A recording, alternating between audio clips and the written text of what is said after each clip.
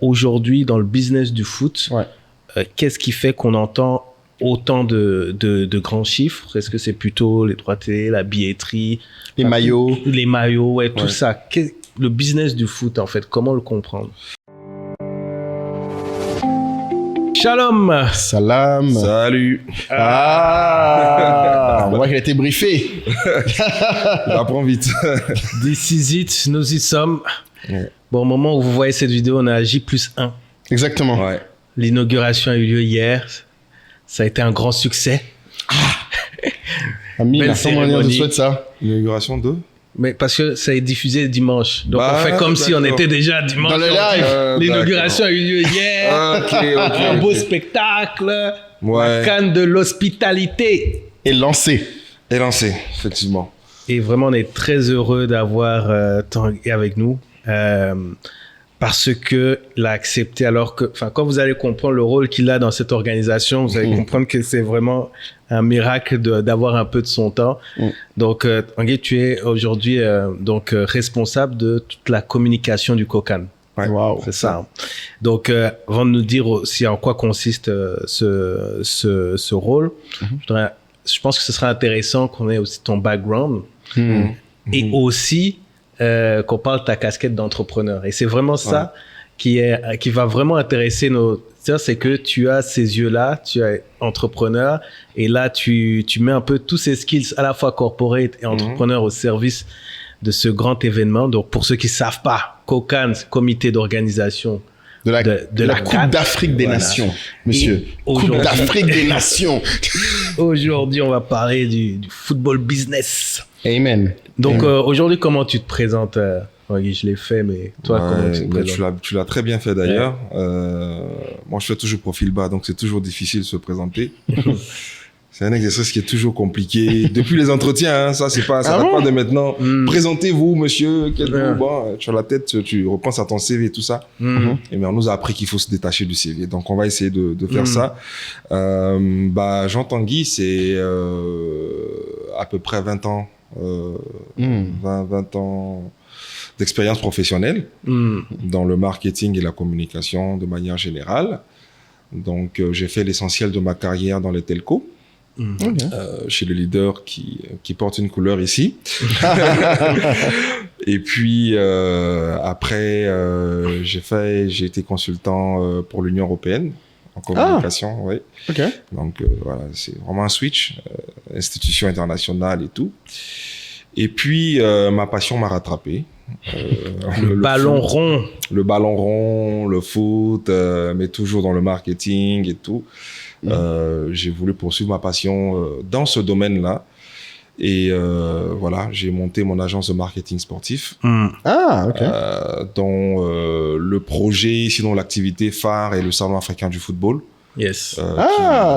D'accord, oui, j'ai entendu parler du Salon africain du football. D'accord. Voilà, qui vit bien actuellement, qui fait son petit bonhomme de chemin. Et puis, comme je suis dans le milieu et que la compétence a été reconnue, j'ai été appelé pour servir mon pays. Exactement. Voilà.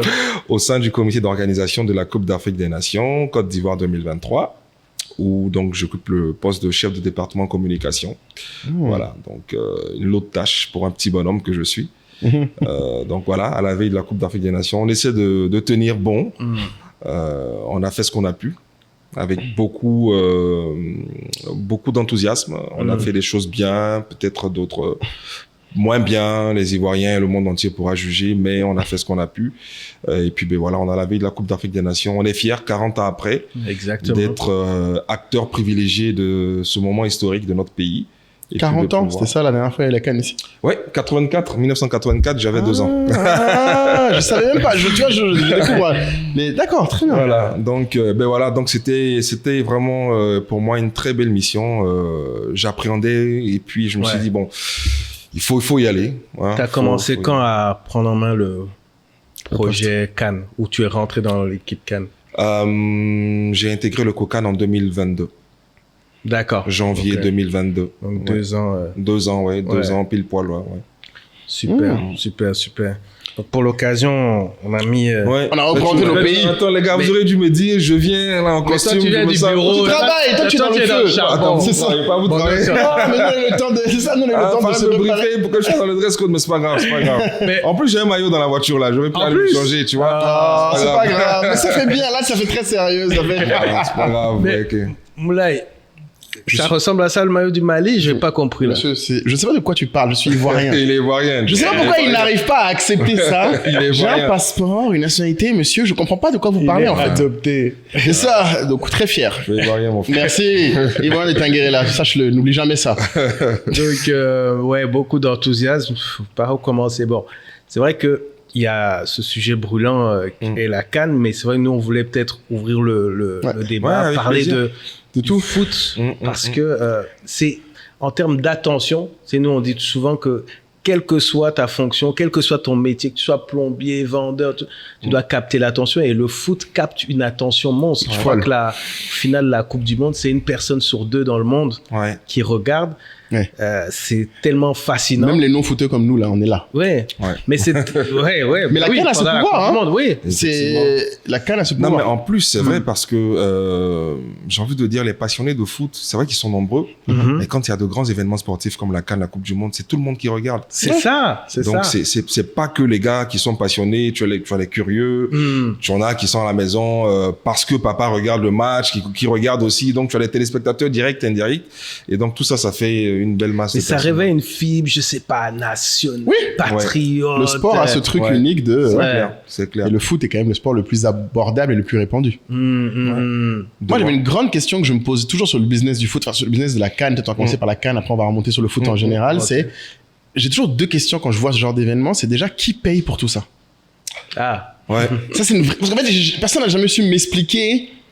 Quand je pose la question aux gens, ils me disent « Oh, mais pourquoi tu veux savoir ça ?» Je dis « Mais parce que c'est quand même cher. » Enfin, Non, mais c'est une très bonne question. Très bonne question. Tout part du modèle d'organisation que met en place, j'ai envie de dire, la confédération organisatrice. D'accord. En général, effectivement, c'est le pays hôte qui paye pour beaucoup. Ah bon? Ok, le pays hôte déjà. C'est-à-dire que quand tu candidates pour organiser une Coupe d'Afrique des Nations, bah, tu sais à quoi tu t'attends. Il y a un cahier des charges qui te dit il te faut construire des stades, il te faut des infrastructures, il te faut des hôtels, le cahier des charges, c'est la Fédération africaine, la CAF qui c'est la CAF qui donne le cahier des charges, c'est la boussole du comité d'organisation. La CAF a la marque, a le cahier des charges. Maintenant, toi, tu as postulé pour organiser. Tu t'engages. Voilà. Tu t'engages. Alors, c'est du genre, écoute, je veux organiser un mariage, je prends un comité d'organisation. C'est peut-être pas le bon exemple, mais voilà. C'est une fête, quoi. Voilà, c'est une fête. Ça dit que la CAF a un cahier des charges qu'elle donne au comité d'organisation qui le suit à la lettre. D'accord. Et en plus du cahier des charges, il y a ce qu'on appelle le Host Agreement, qui est un accord, entre le pays, entre la CAF, la fédération et le pays qui organise. Donc, dans ce Host Agreement-là, il y a un certain nombre d'engagements que le pays prend. Donc, le pays signe, par exemple, des lettres d'engagement, de créance auprès de certaines institutions bancaires et tout ça, pour garantir justement le fait qu'elle s'engage à organiser, en tout cas sans faille et sans déficit financier et tout ça, la compétition. Et donc, par exemple, dans le cahier des charges, on vous dit que vous devez mettre des stades aux normes internationales CAF, FIFA. Vous devez, par exemple, avoir des aéroports ou des aérogares d'un certain niveau dans chaque ville où va se dérouler la compétition. Vous devez avoir des hôpitaux capables de prendre en charge n'importe quel blessé. Prioritairement les blessés de la compétition des joueurs, de telle sorte qu'on ne soit pas obligé de les évacuer et que tout le matériel médical, le plateau technique soit capable de pouvoir prendre en charge donc ces joueurs. Vous avez donc l'obligation d'avoir par exemple des hélicoptères médicalisés pour les évacuations d'urgence. Vous devez avoir un certain nombre d'ambulances disponibles, mais vraiment des ambulances super équipées pour prendre en charge les joueurs et tout. même si ces ambulances ne travaillent pas, elles doivent être postées et être prêtes. Qu'est-ce qu'on peut dire encore? Je citerai personne, mais ça élimine beaucoup de pays. C'est pour ça qu'il n'y a pas beaucoup qui... Je peux te dire que quand la CAN est arrivée au Mali, on en parlait tout à l'heure. En 2002. On a senti la différence. Quand il décrit tout ça... Mais oui, parce que c'est très important. Et pourquoi les pays candidates c'est vrai qu'il y a le prestige du pays, il y a le rayonnement. Oui, bien sûr. Mais ça permet aussi d'accélérer les plans nationaux de développement et d'investissement, ce qu'on appelle les PNB. Il y a une deadline qui est quand même très forte pour tout le monde. Voilà, et ça accélère un certain nombre de travaux, d'investissements dans le pays. Et le pays gagne en infrastructure en un peu de temps. Et je crois que ça impulse un dynamisme qui est réel. Ici, chaque 2 jours, un pont sort. C'est ça. Mais en plus, je pense que du coup, même moi qui réfléchis en termes de financement, j'imagine que quand on se postule pour une CAN, si on réfléchit un peu comme une fête, ça veut dire qu'après, on peut aller sur les marchés collecter plus d'argent. Parce que tu veux dire que les investisseurs seront plus enclins. Parce que si on prend l'État comme une société, c'est comme si la société vient de gagner un marché énorme. Elle va dépenser, mais l'idée c'est qu'elle va attirer une toute nouvelle dynamique, elle va investir dans des ressources, mais pour un investisseur c'est l'idéal d'investissement parce qu'en fait c'est un truc qui, dans tous les cas, tu es sûr qu'il va y avoir des retours vu que ça restera dans le pays. Bien sûr, parce qu'en termes d'héritage, c'est des choses qui vont servir à la vie de la nation pour toujours, même au niveau du sport. Par exemple, la CAN en Côte d'Ivoire, c'est inédit. Il y a 24 terrains d'entraînement. Ça veut dire que chaque 24 nations a son terrain d'entraînement. Dans les autres CAN, on partageait un terrain pour 2 équipes, par exemple. Ah, c'est la première fois qu'on a ça en Afrique, là? C'est la première fois. On a fait mieux que les Sud-Africains? On a fait mieux. C'est bon, ça! Ça, il faut qu'on en parle. Tout le monde a son terrain. Chaque équipe a son terrain d'entraînement. Waouh! Et ça... je me souviens qu'à l'époque, même parfois, c'était pas le cas, même dans les Coupes du Monde. Il y avait... Ah ouais? Non, mais il y a longtemps, mais je crois que... Effectivement, et je pense que c'est les standards qui vont rester pour les prochaines Coupes d'Afrique. Ça va être chaud pour les prochains pays. Hein. Mais il y en a qui partagent des hôtels quand même. Oui, les hôtels, il y en a qui partagent. Les plus grands hôtels, effectivement, par exemple le Sofitel ou les trucs comme ça. Ils ont la possibilité de il y a 2 équipes, mais en dehors de ça, c'est... Les équipes vont au Sofitel, ils vont être distraits. Attends, l'équipe de Côte d'Ivoire à la Maison Palmier. Oui, la Maison Palmier, là, ils ont réquisitionné. Attends, il faut qu'on... Non, mais ça va, ça fait un petit coco. Voilà, il faut qu'on mette bien nos joueurs. C'est comme En fait, et c'est ça, bon, j'aborde rapidement cette petite polémique et puis on va la refermer. Pour pallier au déficit de réceptifs hôteliers, la Côte d'Ivoire avait prévu justement dans son dossier de candidature de pouvoir construire ce qu'on appelle des cités CAN. Donc, ce sont des cités où vous avez des blocs de villas par équipe. D'accord. Oula, ah oui, d'accord. Wow. Donc, c'est comme si tu arrives dans un grand quartier, tu as 8 villas qui sont uniquement dédiées, par exemple, à la RDC. Comme les villages olympiques. Voilà, les villages Cannes, ouais. Je sais que le Mali avait voulu faire ça aussi, mais je crois pas que ça arrive. Et ça a été construit pas à Abidjan? Alors, pas à Abidjan, parce qu'à Abidjan, on a suffisamment d'hôtels. À San Pedro, ça a été construit. À Bouaké et à Korogo, où il y avait quand même quelques déficits. Mais par derrière, la CAF exige que le service soit un service de 4 à 5 étoiles. C'est le minimum. Pour les joueurs. Pour les joueurs. Mais dis donc, la CAF, là. Pour que les joueurs les joueurs de foot. Faut les maintenir dans les standards et tout ça. Tiens. Faut 4 à 5 étoiles. Soit lésée, en fait. Aucune équipe soit lésée. Parce que c'est une cité qu'ils partagent et dont la cité est faite de sorte qu'il n'y ait pas de croisement entre les équipes. Les équipes ne partagent rien. Chaque équipe a son bloc, son restaurant, son réfectoire. Mais que deviennent ces infrastructures après? Après, justement, en termes d'héritage, c'est là où le pays doit pouvoir réfléchir pour savoir comment parce que parfois, il y a des loupés. Moi, je sais que j'entends souvent, ça existe même dans les Coupes du Monde, il y a souvent un grand stade qui est créé. Et juste après, même pour le Stade de France, il y a eu beaucoup de polémiques sur, OK, maintenant, on en fait quoi? Mais on en fait quoi? De ce gros truc, là. De ce gros truc. On a brillé, le monde nous a vus et tout, mais bon, on essaie de faire des concerts par-ci, on essaye d'inciter les équipes à jouer de temps en temps dedans, mais... Ouais, mais c'est bizarre parce que autant quand on n'a pas d'infrastructure, on se plaint, mais quand il y en a beaucoup, on ne sait pas comment les gérer. C'est ça aussi. Le problème en Europe et en France, c'est que par exemple, chaque club a son stade, tu vois. Et après, quand tu fais un super stade pour une Coupe du Monde, qui l'utilise? Bon. Mais chez nous, je pense qu'on a les moyens d'utiliser ça. De mutualiser. Voilà. Ça permettra justement aux clubs locaux de jouer parce que des clubs comme le FC San Pedro venaient jouer à Abidjan ces matchs, ça n'avait pas de sens. Ah ouais? Tu as le club de Boaké qui vient jouer ses matchs à Abidjan parce qu'ils n'ont pas de terrain. Donc ça, nous, dans notre cas... Je savais pas ça, ok. Ça va, dans notre cas, nous, ça va permettre justement aux clubs locaux de pouvoir avoir des stades. Laurent Pocou à San Pedro où les léopards brilleront. Inch'Allah. On va aller les regarder. Priez pour vraiment, parce que là... Maroc. Ah, vous êtes quand même sur des gens solides en face. Hein. Deuxième place, c'est bon. Ouais.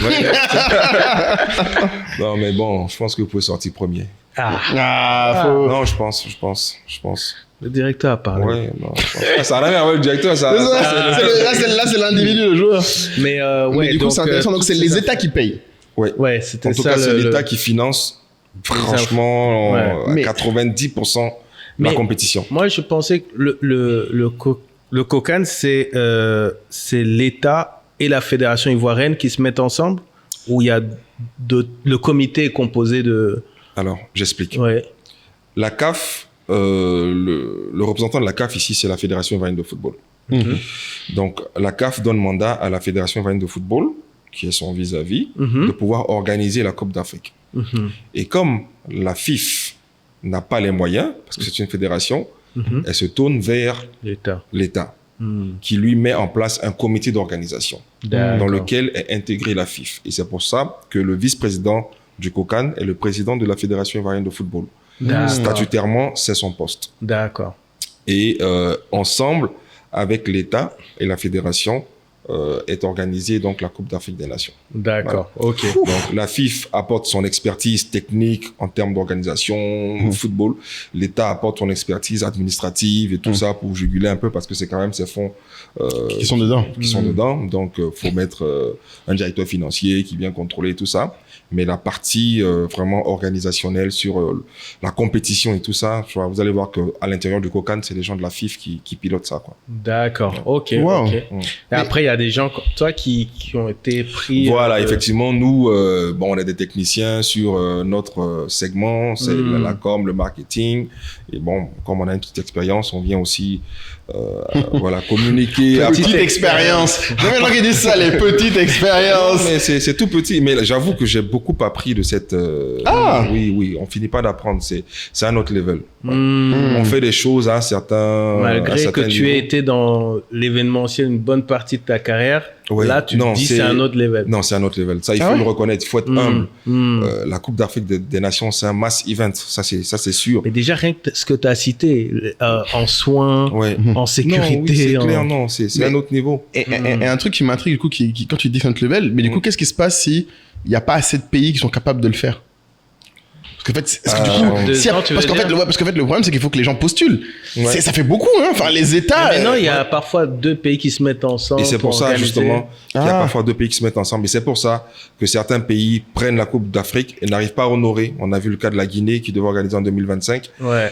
Et c'est des cas qui arrivent. Donc, le Cameroun n'a pas eu chaud à cause de ça aussi, que je salue. Mais du coup, je salue le continent pour ce moment-là. On est ensemble, big up la FIFA. Oh, tranquille. On est obligé de leur mettre une petite crotte de nez en passant, mais tranquille. Du coup, l'Égypte a pris la CAN du Cameroun et le Cameroun a décalé. Ce qui a aussi arrangé, puisque la Côte d'Ivoire aussi a gagné un peu 2 ans de préparation. Pour se préparer et tout ça. Donc, c'est vrai que la CAN, c'est tous les 2 ans. En fait. C'est tous les 2 ans. Ah oui, j'avais pas réalisé. Mais d'ailleurs, sur ça, je disais tout à l'heure, sur tous les 2 ans, il y a souvent des débats en Europe parce que les meilleurs joueurs africains jouent en Europe. On dit ouais, mais tous les 2 ans, pourquoi ils font pas tous les 4 ans comme en Coupe d'Europe? Et j'ai écouté une émission où le gars disait mais ce que vous savez pas, c'est que déjà d'un point de vue pour que le niveau sportif évolue, c'est important que les meilleurs joueurs viennent se confronter. Et de 2, c'est comme on l'a compris à travers tes propos, c'est quand même un outil de développement. Pour les pays, ça oblige un pays africain tous les 2 ans à se donner pour élever le niveau d'infrastructure. Et un pouvoir d'attraction. Enfin là, tu es vraiment, t'as les yeux et tu le ressens ça, les yeux du monde qui sont rivés. Ah oui. Ouais.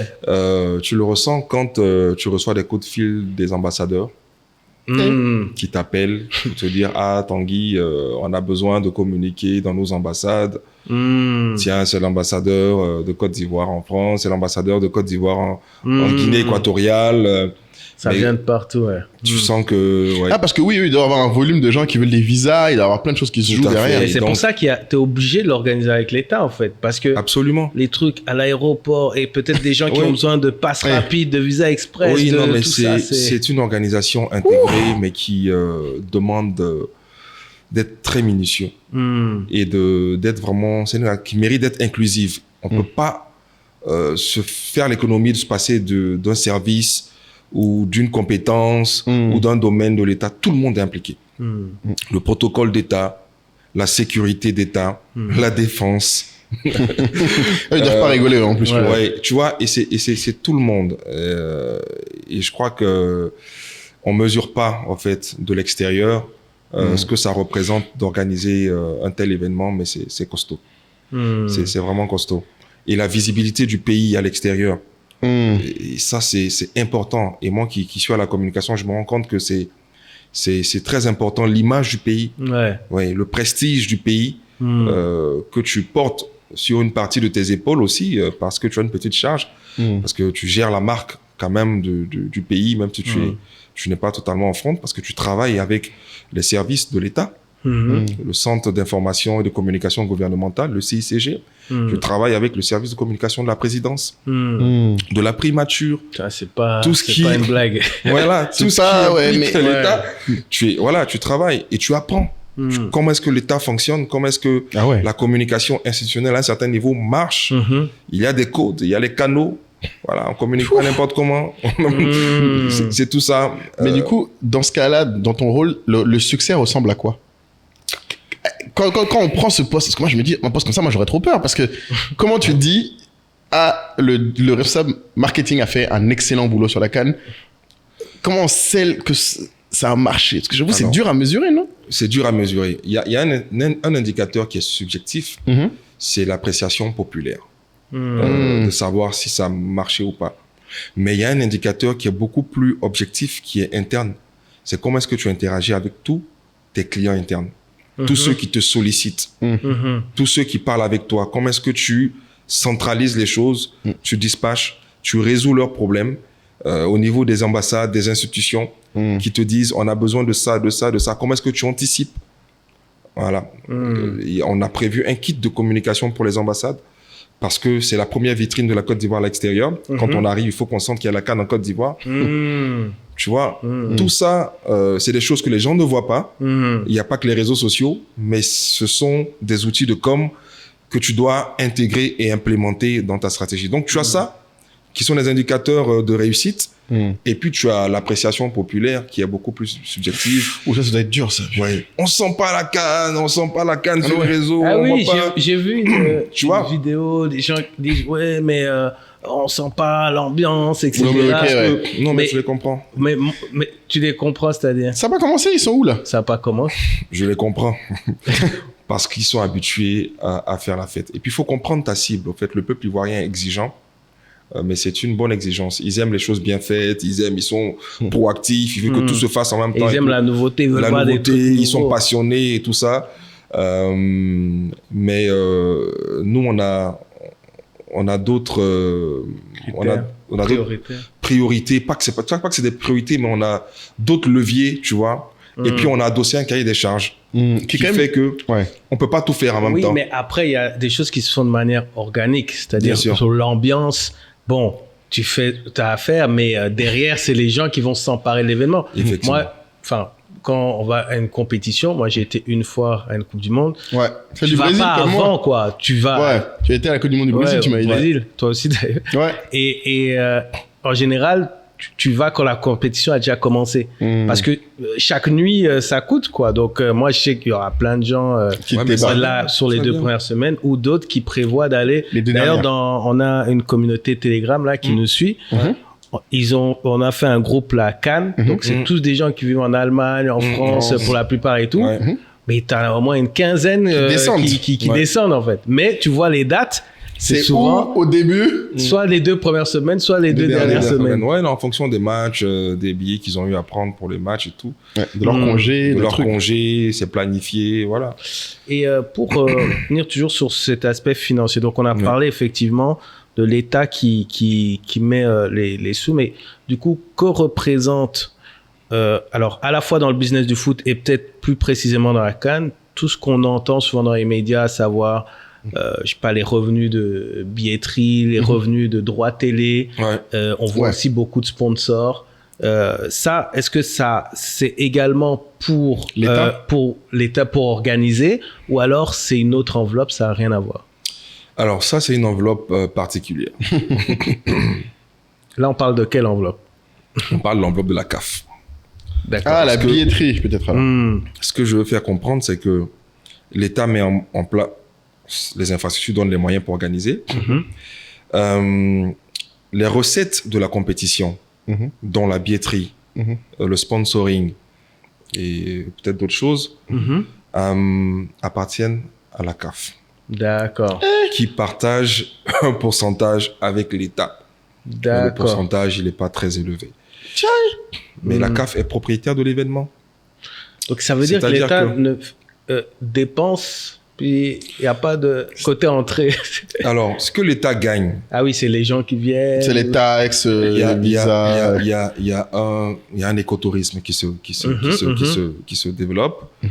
On a la destination Côte d'Ivoire qui est prisée. Ouais, frais d'aéroport et tout ça. On a des investissements qui sont là. On a, si vous voulez, en termes de consommation, de niveau de consommation, vous allez voir que pendant les 1 mois... il y aura un boom. Tous ceux qui arrivent les gens vont dépenser de l'argent au niveau des hôtels, au niveau de tout ce qu'il y a comme commerce et tout.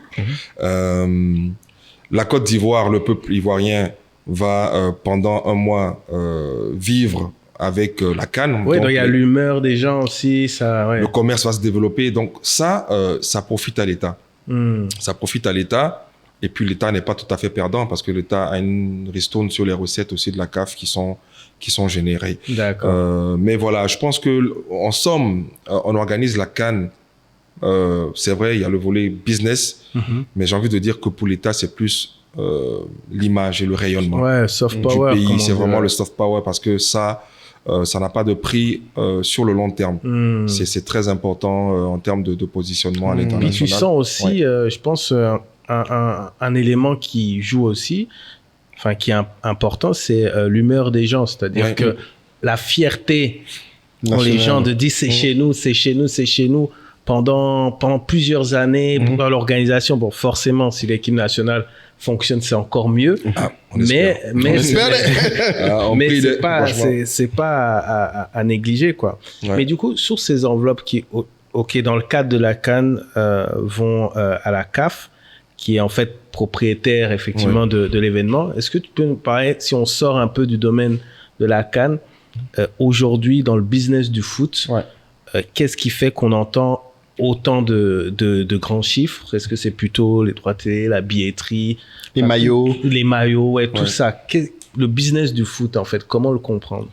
Alors, ce que je veux dire, c'est que le foot génère beaucoup d'argent, déjà à cause de la passion. Ça, c'est la première des choses. L'attention. Mais tous ceux qui sont en back-office du foot ne sont pas forcément des acteurs premiers du foot. Celui qui développe un logiciel de billetterie, de vente de billetterie, n'est pas forcément un acteur du foot. C'est un gars qui est dans les IT, qui est dans le logiciel, génie logiciel, qui développe. Donc, c'est quelqu'un qui est dans un autre secteur, mais qui a pu comprendre que le marché du foot peut lui apporter quelque chose. Celui qui développe, qu'est-ce que je vais dire, du merchandising dans le foot, c'est d'abord quelqu'un qui a une marque, qui sait ce que c'est que faire des produits dérivés et qui a compris que le foot peut être bénéfique pour lui. Donc déjà, tous les autres secteurs, indépendamment du foot, sont touchés et peuvent donc avoir un intérêt dans le foot. Et c'est là que se trouve la clé. Chacun dans son domaine doit pouvoir avoir un regard pointu et aigu pour savoir quelle est la niche qui peut dénicher dans le monde, dans le marché du football, qui est un marché comme tout autre. C'est parfait. C'est dans le e-commerce, dans tout ce que tu fais, même dans le jeu vidéo, là, tu vois, FIFA, il se gave. En fait, c'est ça. Et c'est ce qu'il faut comprendre, qu'au-delà de l'aspect sportif, il faut regarder le marché dans sa globalité. pour savoir ce qu'on peut dénicher dedans, comme tous les marchés qui sont d'abord nouveaux au début, qui commencent à se démocratiser, à grandir.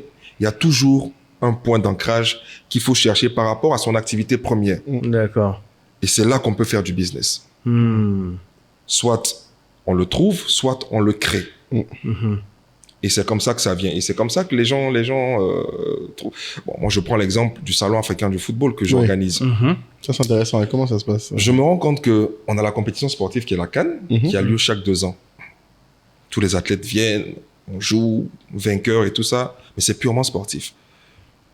Mais je me rends compte également aussi que en dehors de cette compétition sportive, il n'y a aucune plateforme de réflexion qui peut réunir tous ces acteurs-là qui viennent.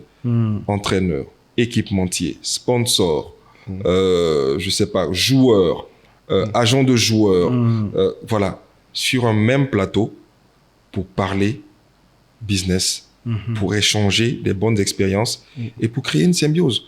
Parce que c'est des échanges que naissent la lumière. On peut ne pas tout de suite, sur un échange, trouver quelque chose, mais à force de... Donc, répéter ce genre de rencontres avec plusieurs acteurs qui, a priori, qui sont dans le football, n'interagissent pas forcément, pas parce qu'ils sont dans le football qui se voient tous les jours, non. Par exemple, tu as, je sais pas, un agent de joueur de football, il ne rencontre pas tous les jours le médecin sportif, je sais pas. Alors que peut-être quelque part, il y a une connexion à faire, il y a un lien de connectivité à avoir.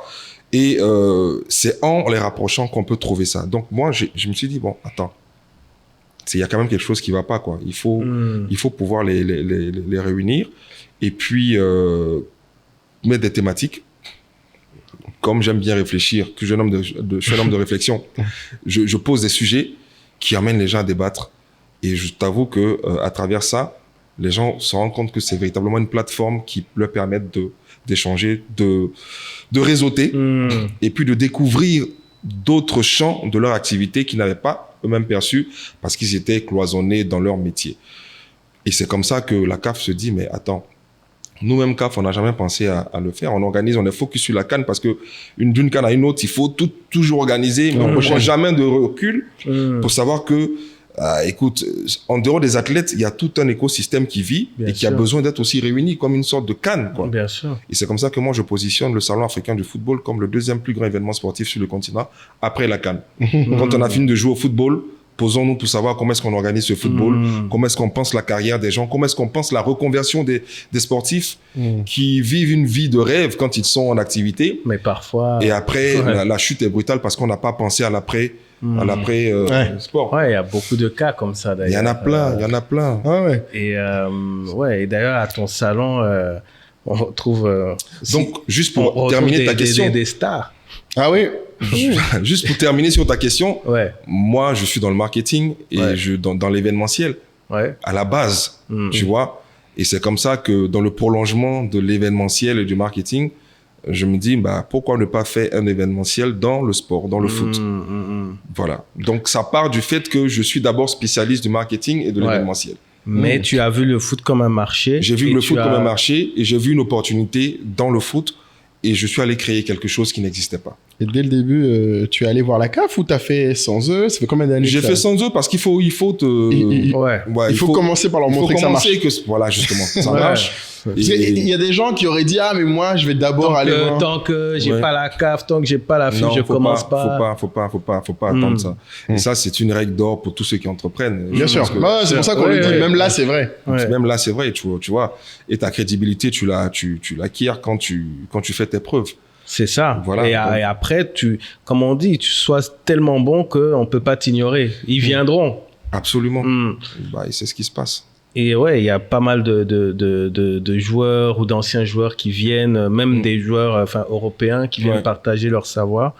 Et c'est vrai, moi, je vous disais tout à l'heure que ça me frappe toujours parce que j'aime beaucoup le foot, j'aime beaucoup l'entrepreneuriat, mais j'ai jamais pensé à entreprendre dans le foot, quoi. J'ai jamais eu vraiment de... T'as jamais voulu prendre un des footballeurs comme influenceur? T'as jamais voulu... Si, mais ça c'est différent. Enfin, c'est différent parce que ce qui serait vraiment un truc, si je vais dans l'idée que il disait, c'est par exemple si je spécialisais, si je faisais un département marketing digital, foot. Voilà.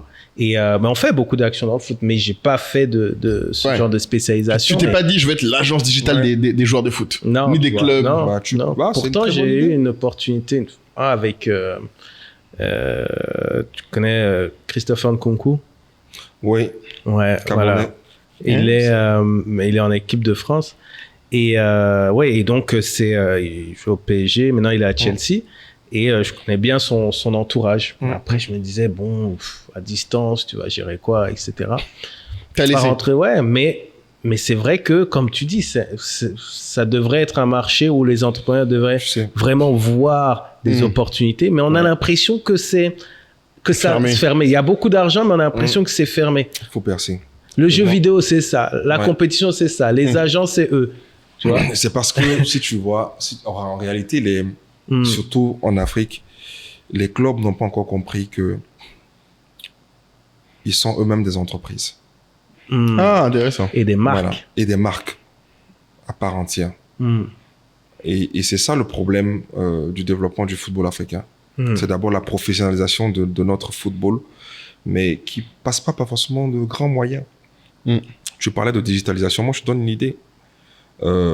Va voir, par exemple, je sais pas, je dis n'importe qui, la SEC ou le Stella Club, je sais pas, truc. ASEC Mimosa, c'est ça? Ouais. C'est une équipe de foot que je connais en Côte d'Ivoire. Ouais. Tu vas les voir.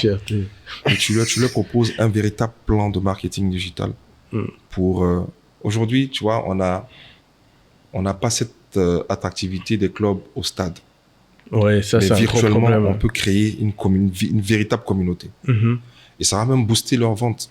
Tout ce qu'il y a comme maillot, comme équipement, tout ce qu'il y a comme merchandising, tu peux le positionner sur le digital. Et puis voilà, ça se fait en Europe, tu vois. Acheter des maillots, tu peux créer une véritable communauté. Tu as des millions de supporters qui disent qu'ils sont supporters de la SEC, mais qui vont pas au stade. Ah ouais? Comment les ramener au stade? Alors qu'il y a 20-30 ans, les gens allaient au stade. Donc, ça peut être... Mais voilà, il faut leur vendre des shorts, tu vois, leur vendre une OP. Oui, il faut... Non, mais ça, c'est vrai. Il faut vraiment des extraits pour leur donner des gestes techniques. Tu reviens sur l'historique du club, tu développes un storytelling sur ça, tu rappelles la fibre des mimosas, comment, tu vois. Et puis, tu travaille un bon plan. Tu vas voir les gars de la SEC. Je te présenter le directeur de la SEC. Hop là, il y a un peu de... Et une passe D comme ça, une passe décisive. Je sais plus à la SEC. Et ce que je voulais dire, ça me faisait penser, il y a un jeune qui s'est pas mal démarqué ces dernières années, Jonathan, il s'appelle Morrison, qui lui a carrément créé son tournoi de Maracana. Et donc voilà, bon, c'est pas le foot, mais il a justement joué sur ce que tu dis là, c'est-à-dire raconter une histoire autour des équipes, des quartiers. Et là, t'avais des stades, enfin des salles vraiment full de gens, quoi. Il a vraiment développé ça. Il en a fait une véritable marque. Et les gens disaient, c'est plus suivi maintenant que la Ligue 1. Voilà. Ah bon? Non, parce que c'est vrai qu'il a fait un travail dessus. Mais c'était pas ça. Après, il y avait des questions sur comment c'est arrivé, comment c'était financé, etc. Parce qu'il y a tout un point aussi là-dessus. Après, où il a peut-être péché, c'est peut-être en termes de gestion. Si tu m'écoutes, Jonathan, je te blâme pas. C'est peut-être en termes de gestion. Mais ce sont des expériences desquelles il va apprendre. C'est pas évident de gérer, j'ai envie de dire, un tournoi comme ça. C'est d'abord travailler sur le business model. Oui, les équipes payent des cotisations ou des tickets d'entrée pour pouvoir jouer sur le sponsoring. Et puis ensuite équilibrer au niveau des charges et des coûts de ce qu'on veut faire, parce que c'est vrai qu'il en met plein la vue, mais est-ce que derrière est-ce qu'il faut pas modérer et puis permettre au tournoi de grandir et de s'auto-financer au fur et à mesure, voilà, parce que à force de vouloir faire les choses bien tout de suite, grandiosement et tout, ça peut avoir aussi un impact par derrière sur le business model. C'est-à-dire qu'on on le met à un certain niveau, alors que peut-être que en termes de financement et de structuration, c'est pas... Ça se justifie pas. Ça se justifie pas. Donc l'image est là et la réalité est tout autre en bas, et c'est peut-être ça, en tant qu'entrepreneur, que je peux dire. Il faut monter les choses crescendo. Mais en tout cas, c'est un très beau concept qui, pour moi, de l'avenir et qui se porte bien. Malheureusement, il y a eu encore des histoires sur les droits en termes de droit de propriété. Propriété de quoi? Du tournoi? Du tournoi, du nom, déjà, Cam Chen-Chen, sur lequel voilà, il s'est fait débouter parce que ça appartient à quelqu'un d'autre qui avait déjà déposé à l'OAPI. Oui, parce que oui, c'est comme tout business, il faut déposer à... Voilà, donc là, il vient d'annoncer il n'y a pas longtemps qu'il va changer de nom, je ne sais pas lequel. D'accord. Donc, en termes de naming, il va devoir reconstruire une image, retravailler une marque et tout ça. Ça, je ne savais pas, c'est une sacrée histoire, ça. C'est une sacrée histoire. Mais il est très tenace, il est très combattant, donc c'est quelqu'un de très combatif, pardon, c'est quelqu'un de très positif. Je nul doute qu'il va rebondir parce qu'il a une très forte communauté avec lui. Donc, voilà. Petite pause. Alors, je vous ai déjà dit avant que si vous regardez ce podcast, c'est que d'une manière ou d'une autre, vous êtes des gens ambitieux. Et on aime les gens ambitieux. Et je pense que vous savez l'importance de l'entourage. On en a parlé sur tous les formats. Mais souvent, on vous parle du groupe Telegram. Je pense que vous ne réalisez pas ce que c'est. Vous pensez que c'est juste un groupe WhatsApp comme un autre. Pourquoi payer pour rejoindre un groupe WhatsApp avec des gens que vous ne connaissez pas? Déjà, un truc qui est important pour moi à saisir, c'est que bien sûr, il y a accès à Kayi et à moi. Et c'est pas un groupe WhatsApp où genre on vient une fois toutes les semaines. Tous les jours, quasiment, on y est, on discute, on échange avec les gens, et pas que sur le podcast. Et je pense que c'est important qu'on vous montre le groupe. Donc, vous allez voir, dans ce groupe, il y a plusieurs channels. Donc, le plus évident, évidemment, c'est le channel Le Podcast, où il y a les feedbacks, les extraits, les avis des gens et les discussions autour du podcast. Ça, c'est évident. Mais le channel dont on ne parle pas assez, je trouve, c'est le quartier, qui est le channel le plus actif et le plus dynamique, où, en fait, on parle de l'actualité en temps réel. Et tout le monde apporte sa vision. Et vous allez être surpris. Vous allez avoir des médecins qui vont ferrailler avec des étudiants. Vous allez avoir des experts des cultures mèmes qui vous mettront des mèmes de haut niveau avec des personnes qui, en fait, ne savent même pas qu'est-ce que veut dire un mot en Uchi, comme moi. Donc, il y a un peu de tout. On apprend de façon large sur l'Afrique avec un grand A et surtout sur une Afrique avec un grand A ambitieuse. Et quand vous sortez du quartier, là, je vous ai sorti le quartier, vous verrez, il y a le book club. Il y a pas mal d'autres choses, les side missions, il y a pas mal d'autres choses que vous pouvez faire, notamment le travail de créer une vraie communauté d'excellence. Et c'est ça qu'on voudrait réussir à accomplir. Et quand on pense à tout ça, franchement, les gens, 150 €, c'est pas grand-chose. Vous-même, vous savez. Si on vous dit que pour 100 000, vous pouvez être dans un groupe de gens qui parlent autant d'investissement à la BRVM que du dernier Congosa autour de MLOS, est-ce que c'est pas intéressant? Vous-même, faut voir. Ça vaut le coup. Et surtout, ce que je pense qui est important, c'est que vous ne vous préoccupez pas trop de quel est l'intérêt immédiatement. La question, c'est est-ce que pour 100 000, si vous pouviez avoir l'occasion de parler plus souvent à Kayi et à moi, de ce que vous pensez de l'actualité, de ce que vous voulez, est-ce que ça vaut pas le coup? Je pense que oui. Donc, vous cliquez dans le lien, vous mettez la CB et rendez-vous dans le groupe Telegram. Et du coup, sur le foot et le business, donc on entend aussi beaucoup parler des médias, de la télévision, parce que pour le coup, s'il y en a bien qui ont compris ce que le football pouvait leur apporter, c'est souvent les médias. Donc, ça se passe comment? Parce que de ce que je comprends, en tout cas, ce qu'ils disent, eux, ils payent très cher. En tout cas, ils annoncent chaque année. Et du coup, derrière, eux, leur modèle, c'est de voir les annonceurs pour faire des pubs à la mi-temps, etc. Ça, c'est le premier levier. D'accord. Donc, c'est justement de payer les droits et de pouvoir avoir un retour sur investissement avec les annonceurs et tout. Et puis, après, c'est vraiment d'élargir son niveau de téléspectateurs, mais qui a aussi un impact sur les pubs qui vont revendre aux sponsors. Parce qu'après, ils ont des indicateurs pour justifier le nombre justement de téléspectateurs qui regardent et qui voilà. Donc, c'est un investissement sur le long terme. Vous allez voir que ces droits télé qu'ils achètent, en général, pour les grands groupes médias, ils les achètent sur 1 ou 2 éditions pour pouvoir vraiment être rentables. D'accord. Et donc, les coûts de pub qu'ils vont faire sur la première édition ne seront pas les mêmes qu'ils vont faire sur la deuxième édition. Et c'est là qu'ils vont vraiment rentabiliser. Ah ouais. Voilà. Parce qu'ils auront pu justifier qu'après la première édition, ils ont eu un pic de téléspectateurs. Et donc, l'audience... Ils pourront mieux vendre après. Ils pourront mieux vendre après. Mais voilà. Moi, j'ai entendu que... je sais que depuis 1 mois, Canal+, ils n'ont plus de place pour les annonceurs. Toutes les cases sont sont réservés. Toutes les cases de publicité. Ah, les publicités pendant la CAN, c'est full. C'est full. Non, eux, ils sont arrivés à maturité. C'est-à-dire que, genre, au stade de aller voir telle chaîne. Allez voir les autres là qui ont pris les droits. Nous, on est full. C'est clair.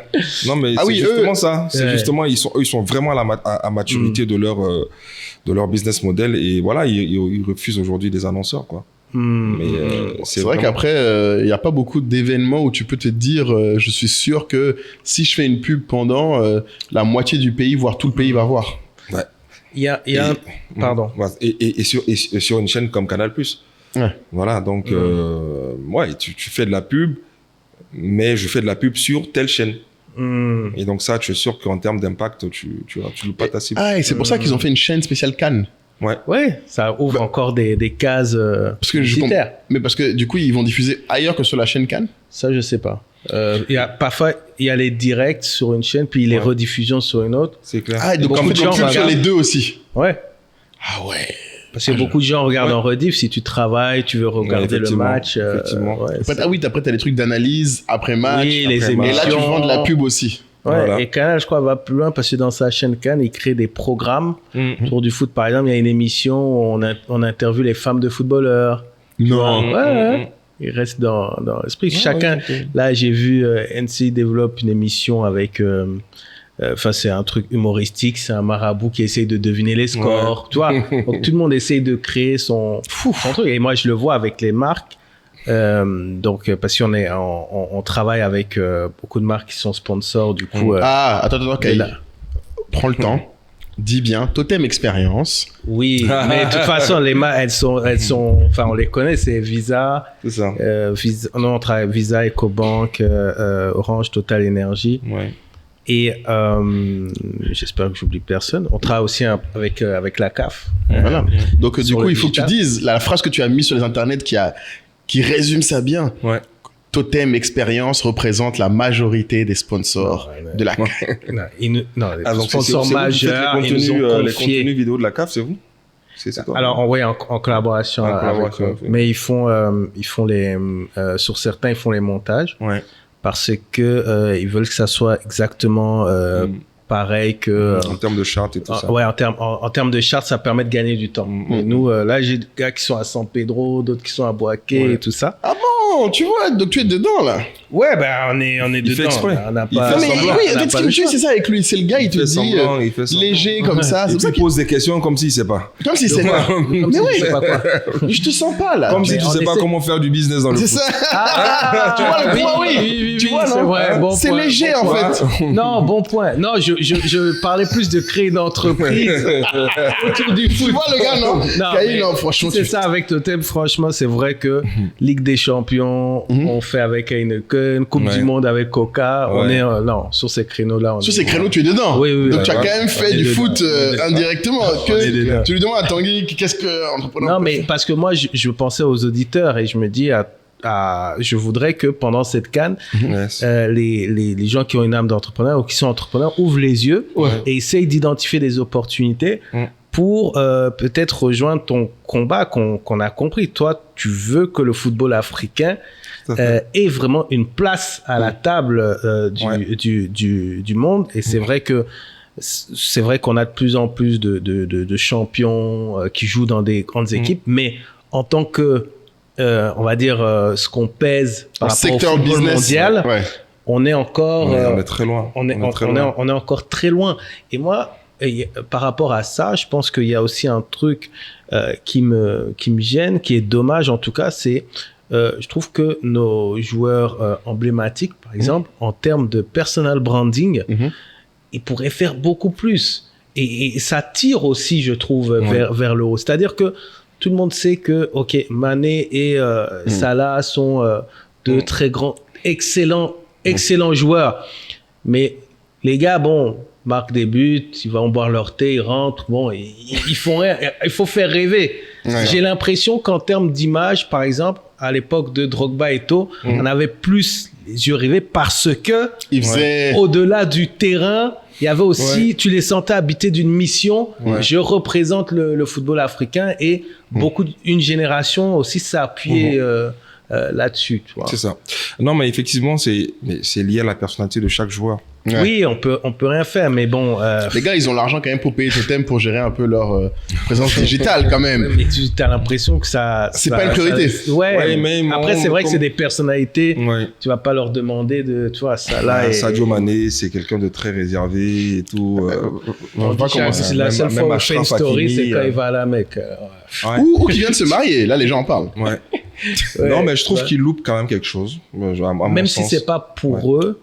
Ça devrait être, tu vois, on a besoin en fait de figures. Le marketing sportif, ça passe par là. C'est que les figures s'engagent dedans aussi. Ouais, il faut qu'ils nous donnent à manger. Il faut qu'ils nous donnent à manger. Non, mais c'est intéressant parce que moi, un truc que je vois, par contre, je sais pas si c'est le cas, dans le même truc que tu dis, il y a beaucoup de gens qui se plaignaient qu'il n'y a pas, je sais pas si tu peux confirmer ou non, Tanguy, c'est que beaucoup de gens se plaignent qu'il n'y a pas, tu sais, c'est un peu comme les startups. Nous, on se plaint qu'il n'y a pas assez des milliardaires ou des millionnaires ou des gens qui font de l'argent, qui investissent pas assez dans le business des startups. J'imagine que dans le foot, ça doit être pareil. Les gens doivent se plaindre en disant, mais on a plein de... Au Nigeria, les gens se plaignent en permanence que les milliardaires ne fassent rien pour le foot local. C'est vrai, tiens. Pourquoi est-ce que ceux qui n'investissent pas... Enfin bon, il y en a qui investissent, Sifcom... longtemps sponsor de la SEC. En fait, les gens parlent de sponsoring, c'est différent d'investissement, de ce que je comprends. Oui, c'est comme si tu es client. Et c'est ça qui est intéressant, c'est que dans le business... C'est ça. Un peu plus comme ce que Moïse Katumbi a fait avec... Voilà, c'est ça. En fait, il y a une méconnaissance du milieu et les gens s'approchent pas pour comprendre, savoir ce qu'ils pourraient gagner. Et c'est dommage. Ils loupent, à mon sens, beaucoup d'opportunités. Et puis, je me dis aussi que les premiers investisseurs dans le foot doivent être les acteurs, les footballeurs eux-mêmes. Ah, intéressant. C'est vrai. Est-ce qu'ils investissent dans le foot? Oui, très parfois ils give back dans les centres de formation. Oui, mais ça, c'est de la charité, c'est pas la même chose. C'est classique. Et c'est là pas de l'investissement. C'est là où je parle de reconversion. Tu vois, pour moi, les gars, ils font ça, mais c'est classique en fait. C'est-à-dire que c'est bon. J'ai fait l'assurance toute ma vie. Quand je finis ma carrière d'assurance, je me reconvertis en agent d'assurance également. Donc j'ai fait, je sais pas, j'ai fait banquier toute ma vie. Quand je finis pour ma retraite, je fais quelque chose qui, tu vois, pour moi c'est du classique et tu vas voir la plupart du temps il n'y a pas de véritable vision dedans. Alors qu'il faut aller au-delà. Je pense que pour ce qui gagne dans le foot, je pense que si c'est bien pensé, c'est bien structuré, ils peuvent eux-mêmes créer une véritable industrie du foot. Une véritable industrie avec une chaîne de valeur. Je vois ce que tu veux dire. Il y a une culture business qui est différente de business qui est différente de juste je give back. Voilà, tu vois. C'est pas la même chose. C'est pas la même chose. Tu comprends? Mais en fait, je veux aider les jeunes j'ai créé un centre de formation. Et tu vois, la plupart du temps, comme il n'y a pas de vision par derrière, ça va pas loin ces centres de formation. Parce que le but c'est pas de faire de l'argent. Si les gars disaient je veux créer des centres de formation parce qu'ils voient les joueurs comme des investissements qui veulent amortir et qui commencent à se dire d'ici 5 ans, comme un fonds d'investissement, tu vois, je dois faire tant de retours, il me faut des joueurs qui... Ils vont monter différemment ce centre de formation et tu vas voir que dans la structure de ce centre de formation, ils vont le faire beaucoup plus professionnel. Ils vont mettre beaucoup plus de moyens parce qu'ils attendent un investissement sûr. Tu vois? C'est sûr. Mais quand tu veux juste aider des gamins parce qu'ils sont dans la rue, qui veulent sortir, tu veux leur donner une chance. Voilà. C'est pas la même chose. C'est pas la même chose. Mais en fait, parce que moi, j'ai le sentiment pour que tu sois plus audible, c'est plus facile si ton équipe nationale est forte. C'est pour ça que je dis ça. C'est-à-dire que aujourd'hui, entre guillemets, l'âge d'or 2010 à 2020 du football ivoirien, je pense que s'il y a cette décision qu'a eu Wenia à l'époque d'investir sur Jean-Marc Guillou qui a créé en fait cette génération-là qui représente après 70% de l'équipe. Tu vois, ça, je suis pas au courant, tu vois. Mais je vois qu'il y a des experts. Tu vois, non, mais là, tu parles d'un vrai truc d'expert, tu vois, c'est pas... Pour faire rapide, au milieu des années 90, la SEC Mimosa décide de créer un vrai centre de formation avec un Français qui s'appelle Jean-Marc Guillou. Il fait une sélection vraiment très fine dans tous les quartiers de, je sais pas, une quinzaine, vingtaine. Oui, toutes les communes d'Abidjan, les 10 grandes communes. Et ils avaient moins de 14 ans à l'époque. C'est ça. Ils les gardent pendant 4-5 ans.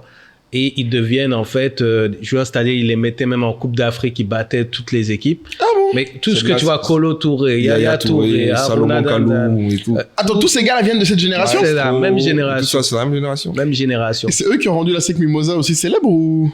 La SEC était déjà célèbre, effectivement. C'est un club légendaire. Mais en termes de retour sur investissement. En termes de joueurs qui finissent à Arsenal, City, Barcelone, etc., c'était du jamais vu. Donc il y a une logique d'investissement qu'on peut pinpointer à un individu ou un groupe d'individus qui ont décidé de professionnaliser l'action. C'est ça que tu veux dire? C'est ça. Mais moi, je pense que si ça se fait pas, pour revenir à ce qu'on disait, ce qu'on trouvait dommage, c'est que justement, ça prend du temps. Oui, c'est de l'investissement. Même l'équipe de France, c'est fin des années 80, ils en ont marre de toujours perdre et ils créent Clairefontaine, qui devient le centre de formation où Thierry Henry passe, Mbappé passe, tout le monde passe, tous les meilleurs joueurs de moins de 13 ans passent là-bas. Et puis, 5-6 ans plus tard, tu gagnes la Coupe du Monde, tu vois. Donc, c'est pour ça que je me dis que... Mais c'est l'État français qui a fait ça ou c'est des individus? C'est ça la question. Clairefontaine, je pense que c'est la fédération. C'est la fédération, c'est la FFF. C'est le professionnalisme de la fédération. Parce que les individus, en général, ils veulent un retour sur investissement plus rapide. C'est-à-dire, il va acheter un club... pour prendre l'exemple du Qatar, mais bon, c'est un exemple peut-être démesuré, mais ils achètent Paris, ils disent, dans 3 ans, on veut gagner la Ligue des Champions. Mais ok, mais tu vois, c'est intéressant. Ils vendent des maillots en Chine, devenir une marque internationale. Mais tu sais ce qui est intéressant? Là, je fais un parallèle avec un autre sport où je connais beaucoup mieux, c'est le basket. Aux États-Unis, t'as énormément de milliardaires, Mark Cuban, tout ça. Mark Cuban a fait ça. Shamat Palihapitiya, il a fait ça. Eux, c'est l'ego. Non, ils ont fait énormément d'argent. Shamat Palihapitiya, sa fortune, quand il est sorti de Facebook, il sort avec à peu près 25 millions. Je crois qu'il met... on le convainc de mettre 5 millions dans les Golden State Warriors en tant que minoritaire. Les 5 millions, il est sorti avec plus de 100 millions, là. C'était avant Stephen Curry ou quoi? C'était avant. Et en fait, lui, comme il a dit, c'est vrai qu'ils sont rentrés avec une logique d'investissement. Donc lui, notamment, il est l'un de ceux qui a poussé pour que les équipes travaillent leur présence sur les réseaux. Parce qu'il était des réseaux sociaux. Le gars a créé le feed sur Facebook. Donc je sais plus exactement c'est quoi ces exacts retours, mais j'avais regardé les chiffres. Et tu vois, par exemple, là, en Afrique, le seul exemple que j'ai, c'est le fondateur de Paystack, Shola. Qui est l'une des seules startups nigérianes qui s'est vendue. Il a vendu sa startup 200 millions à Stripe. Il a acheté le club Sporting Lagos, qui est dans la ligue nigériane de foot. Mais moi, l'exemple le plus connu que j'ai, c'est celui dont je parlais tout à l'heure au Congo, Moïse Katumbi, qui a acheté le TP Mazembe. Et ils ont gagné la Ligue des champions africaine régulièrement. Ils ont même été à la Coupe du monde des clubs. Ils ont joué contre l'Inter Milan. Mais c'est vrai que après, le foot, si tu es seul dans ton environnement à le faire, c'est dur. C'est dur. Là, la NBA, c'est que tout le monde investit. C'est tout le monde. Oui, c'est vrai qu'il y a plusieurs. C'est-à-dire que... Il faut... Et comme il dit, il y a les anciens joueurs, il y a des gens extérieurs qui viennent. Et c'est là où je comprends ce qu'il veut dire, c'est que Tanguy a raison. Son salon, tu vois, même ces discussions, ça donne envie d'investir. C'est ça. C'est ça. Après, pour le sport, sur le volet sportif, effectivement, c'est difficile que ça perdure parce qu'effectivement, quand tu as un club comme TP Mazembe qui est seul leader, qui règne sur tout le truc, et que tu n'as personne pour rivaliser. Comme le PSG en France. Comme le PSG en France, comme ici la SEC. C'est pas gentil ce que tu viens de dire. Après, ça déprécie un peu la chose sur le long terme. Donc, il faut qu'au-delà du club, il faut que la fédération, justement, accompagne ce développement, que sur le plan sportif, il y ait vraiment une saine émulation. Exactement. Et ça va permettre, justement, que ces investissements-là soient beaucoup plus rentables sur le long terme, parce que le championnat sera beaucoup plus attractif, il sera beaucoup plus compétitif, et vous allez voir que, justement, on pourra faire beaucoup plus d'affaires quand il y a un championnat qui est beaucoup plus dynamique. Mais quand c'est une seule équipe qui règne, c'est vrai. C'est compliqué. C'est vrai que c'est un point que j'avais pas vu qu'il fallait qu'il y en ait plus d'une. C'est vrai que t'as raison. C'est que souvent dans le business, t'entends des entrepreneurs ou des chefs d'entreprise dire la compétition c'est bon et on dit il dit ça juste comme ça. Mais en fait, là dans le sport, tu vois que effectivement, si t'as pas de compétition, le secteur est nul, tu perds. Tu perds en fait. Et c'est ce que disait un peu quand on a parlé, on a fait un épisode avec Jamo qui sortira bientôt. Tu sais qu'il disait que justement quand t'es seul dans le truc, tu dois aussi investir énormément sur tout. En fait, tout l'effort de défrichage, d'investissement est sur toi. Parce qu'il n'y a personne d'autre. Si tu as besoin de faire du lobbying auprès de l'État pour autre chose, pour quelque chose, tu vas être seul. Seul à le faire. Alors que souvent, même quand tu as des adversaires, vous avez intérêt à vous mettre ensemble pour aller... Tiens, ça me rappelle que j'avais oublié, mais l'un de mes investisseurs, du coup, Joe Tsai, qui est le cofondateur d'Alibaba, il est le propriétaire des Brooklyn Nets. Ok. Et c'est un Chinois, mais qui a grandi aux États-Unis. Il adore le sport. Il t'a demandé un autographe d'ailleurs récemment. Exactement. Enfin, je lui ai offert un autographe de Drogba, notre champion national, dédicacé pour lui. Il adore le foot, c'est un des meilleurs cadeaux qu'il ait. Si tu veux, je mettrai la photo là, c'était un des grands moments de l'année dernière. Et ce qui est intéressant, c'est que quand tu décrivais, il y a eu le moment du Covid, où je sais qu'en fait, les propriétaires des équipes de foot, de basket, ont créé les bulles. Parce que pendant longtemps, en fait, le business allait s'arrêter. Et ils ont poussé l'État à les autoriser à reprendre avant beaucoup d'autres sports, d'ailleurs. Parce qu'ils ont dit, non, nous, s'il faut... Ils sont tous restés dans une ville. Exactement. Ils se sont dit, s'il faut, nous, on met tous les joueurs là, on met des contrôles en place. Ils leur ont mis des Oura Rings, là, que j'ai là, pour contrôler leur température avec un reporting à l'État. Enfin, ils ont investi. Ça, ils l'ont fait parce qu'ils sont plusieurs investisseurs. Tu peux pas le faire tout seul. Tu peux pas dire seul, moi, je prends en charge tout le championnat. Mais malgré ça, tu es optimiste. Je suis optimiste parce que il faut. Moi, je nous considère comme des pionniers sur un segment qui est encore vierge en Afrique. Et donc, on a une lourde tâche. C'est de défricher, comme il dit, c'est de piocher. Dans la jungle, tu es avec ton couteau, tu viens de couper. C'est la passion. Donc, c'est ça la mission des pionniers. Donc, on n'a pas la même mission que ceux qui vont venir après poser les bases ou récolter et tout. Donc, oui, je suis optimiste parce que si je n'étais pas optimiste, non, j'allais pas continuer. Mais je pense que les chances sont là. Il y a tout, au fait. On ne cessera jamais de dire que l'Afrique, oui, c'est le continent où il y a tout. Autant pour les matières premières, mais autant pour le marché du foot. C'est pareil, quoi. J'estime que il y a beaucoup à faire. Il y a une grosse marge de progression. Il y a de réelles opportunités à se faire dans le foot business. Et c'est pour ça qu'on y est. Au-delà de la passion qui nous guide, il y a aussi la raison qui est là et qui nous fait comprendre que de manière objective, si on persévère, on pourra avoir gain de cause à un certain moment. Et peut-être pour inciter aussi les gens qui se disent oui, mais dans cette histoire, la rentabilité et tout ça, peut-être aussi expliquer un peu comme l'entrepreneur qui finit toujours par prendre un restaurant ou un bar. Dites-vous que aussi investir dans le sport, ça te donne peut-être aussi un leverage en termes de finalement tu captes l'attention, on va dire. Autrement. Parce que on dit souvent que même un gars comme Florentino Pérez, président du Real Madrid, certains vont te dire le gars, il est peut-être plus influent que le roi d'Espagne. Enfin, c'est possible, mais tu vois, mais en fait, le gars, tu vois, les gens, il possède une marque qui fait rêver, tu vois, qui fait rêver les jeunes, qui fait rêver les plus anciens. Et... Tu sais, sans vouloir te couper la parole, tu sais que tout le monde ne rentre pas dans le foot pour le sport. Chacun a ses ambitions. C'est ça. Moi, je soupçonne, par exemple, le président Motsepe d'avoir des ambitions présidentielles en Afrique du Sud. En Afrique du Sud. Ah oui, Patrice Motsepe, c'est vrai. Pour moi, je pense que la CAF est un bon tremplin pour lui. Bien sûr. Parce que ça touche tout. En étant président de la CAF, il a rang de président de la République. Quand il va dans les pays, il est reçu par les chefs d'État. Ah oui, c'est vrai. C'est pareil pour le président de la FIFA.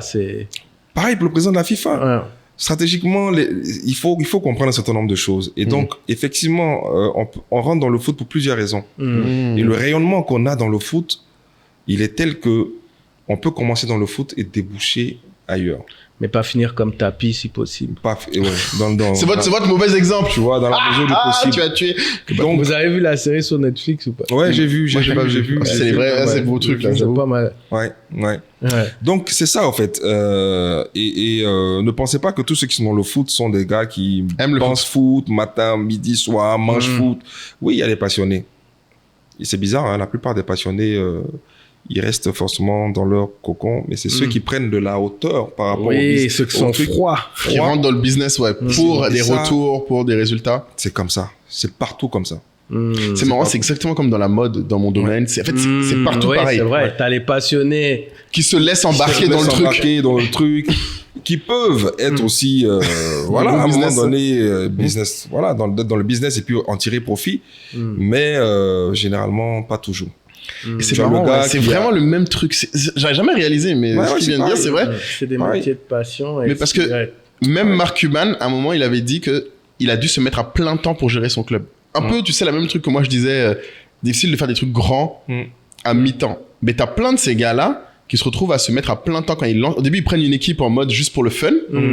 Mais quand ils veulent que ça marche, ils se mettent à plein temps. Bien sûr. Tu les vois quitter des boulots pour se dire, bon, mon club là, voilà.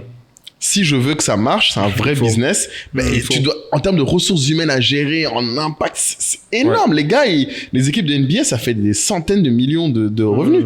Donc c'est comme gérer une boîte qui pourrait être cotée en bourse, avec le même niveau de pression. Parce que dans ta ville, si tu foires, comme il dit, tout le monde te tombe dessus. Et tu deviens limite, comme tu dis, un officiel de la ville, un politique. Et c'est vrai que j'ai jamais pensé à ça comme ça. Maintenant qu'il le dit, c'est vrai que effectivement, c'est un business où être froid peut être un asset limite. Ouais.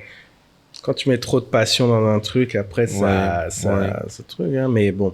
Après là, je pense que franchement, pour revenir à la CAN ici, il y a pas mal de gens qui misent dessus pour même si c'est pas gros business, des petits business. Moi j'ai vu sur Instagram maintenant t'as plein de pubs, t'as des maillots, t'as les maillots. Les gens ont fait des trucs sexy pour les meufs qui sont coupées là, les gars ils ont des coques pour les téléphones. Il y a plein de choses, mais c'est ça l'ingéniosité des Ivoiriens et de manière générale de tous ceux qui sont dans le foot. C'est une manière de profiter. Moi, tous ceux qui font ça, c'est pas forcément des gars qui sont homologués ou férus de foot. Il y a beaucoup de contrefaçons, c'est vrai. Il y a de l'embauche marketing par rapport à tout ce qui est sponsor officiel et tout. Mais ça montre quand même une seule émulation dans la population et les gens entreprennent. Donc ça aussi, c'est important. Sur des secteurs parallèles comme l'hébergement avec les Airbnb, avec le transport. Tout le monde fait des Airbnb dans Abidjan, là. J'ai dit à l'heure, là. La restauration, voilà. Les soirées, les conciergeries qui vont concocter des petits programmes spéciaux pour les after-work, des choses comme ça. Voilà. Et tout ça, il faut tirer profit de ça, quoi. Voilà. Après un match, qu'est-ce qu'on fait? Le match, c'est 90 minutes. Quand il a trop duré, après, tu as 120 minutes. Et après, qu'est-ce qu'on fait? Les after, c'est ça. C'est là où il y a c'est ça. Et moi, je vous dis, pendant la CAN, là, les gars viennent pour les after, Joe. Non, mais c'est clair. C'est vrai. Ils viennent pour ça. Moi, les gars qui m'appellent, c'est vraiment Joe. C'est comment ça se passe. C'est tout ça.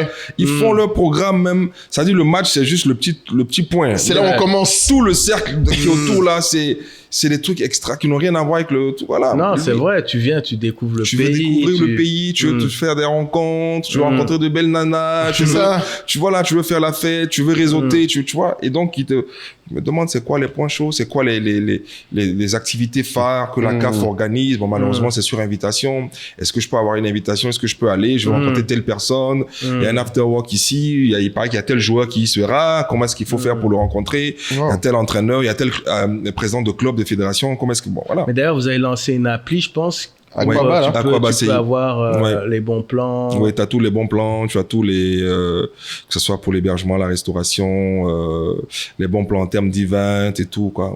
Ça c'est top. Et juste parce que je sais que ça va faire rire Moulay, tu peux expliquer ce que c'est l'embauche marketing? Ouais, c'est vrai que tout à l'heure, il a dit le mot, j'ai pas relevé. Tu vas beaucoup aimer. Quoi? Non, l'embauche marketing, si tu veux, c'est... L'embauche marketing. Ouais.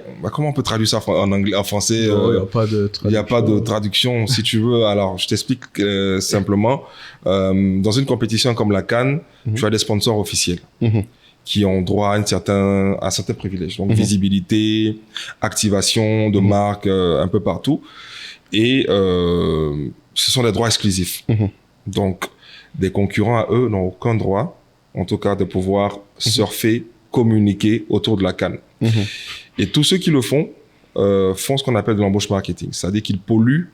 C'est de la contrefaçon. Ils flirtent avec le truc légal. Avec le truc, par exemple.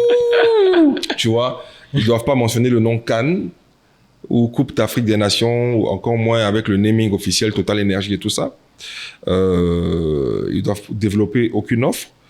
Mais ils vont parler de l'offre victoire. Ils vont parler de l'offre victoire. Ils vont te dire... L'offre hors-jeu, l'offre... Voilà, par exemple... L'offre fierté nationale. Voilà. Par exemple, tu as une bouteille d'eau. C'est ça, ça s'appelle embouche marketing. Mais ils ne payent pas les droits. Ils ne payent pas les droits. Tu as une bouteille d'eau, une marque d'eau, par exemple, ici en Côte d'Ivoire, qui te dit soif de victoire. Ils ont refait leur packaging avec soif de victoire. Oui, j'ai vu. Mais c'est pas le sponsor officiel d'eau. C'est pas le sponsor officiel d'eau qui est une autre marque.